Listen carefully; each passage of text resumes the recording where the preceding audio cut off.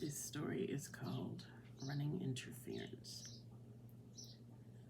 Cassandra was too busy checking in to see that she had grabbed someone's attention from across the hotel lobby. She had been in such a rush trying to make sure she had everything with her that she didn't notice as he passed by her, smelling the air, memorizing her scent. As she accepted her key card from the lady at the front desk, she turned directly into a massive chest. She looked up, startled, into a pair of vivid green eyes and wavy brown hair. "Oh, excuse me," she stammered, waiting for him to move out of her way. But the mountain of a man just stood there, looking down at her. He must be every bit of 6'3", she thought, looking at him. Her own small 5'1" frame was dwarfed by him. He wore white cargo pants and a beige t-shirt. Muscles and veins rippled everywhere. "Oh my," she thought, her body responding to his nearness. That had never happened before.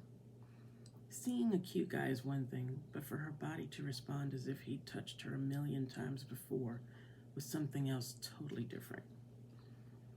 "What room are you in?" the gorgeous man questioned. "Why?" she asked. "Because I want to be with you later," he replied simply. Cassandra wasn't sure why she was giving this stranger her information, but she felt the need to, like she knew him. "Room 2106, she offered. "Go upstairs. Relax. I'll come to you in about 45 minutes. Without another word, he turned and exited the lobby, making his way out onto the street. Perplexed yet curious, she went upstairs with her carry-on bag, made herself a rum and coke from the minibar, got undressed and into a pearl pink silk and lace nightgown, and waited. Sure enough, a knock came exactly 45 minutes from when the man said he would come to her. She went to open the door. She was nervous and excited all at once. Not waiting for an invitation to come in, he stepped in as soon as Cassandra opened the door. She stood there in shock for a split second, long enough for him to shut the door, lock it, and have her back up against it. He immediately turned off the lights and held her close, a low rumbling growl coming from his throat. "Mine." It almost sounded like a threat or some sort of warning to her. Before she could question him, he had lifted up her gown, wrapped her legs around his waist, and had his tongue in her mouth. She protested at first, but then it all felt so familiar to her. Her arms found their way around his neck as he walked over to the bed, carrying her, laying her down, and ravishing her body until she was utterly spent. Afterwards, he carried her into the bathroom, showered with her, massaged her entire body with oil, and held her as she fell asleep in his strong arms.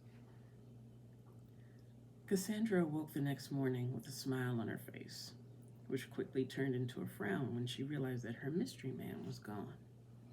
She got out of bed hoping he was in the bathroom, but she was alone in her room. She did find a note taped to the door. "My name is Ben. I'm your future husband. I came back in time to save you from making a dreadful mistake. If I hadn't interceded, you would have gone downstairs to have dinner and a drink last night. You would have met a man that would appear charming, but over the next 6 years would have abused you physically, mentally, and emotionally. And now that I've claimed you as mine, you won't make that terrible error. But now we can be together sooner than planned.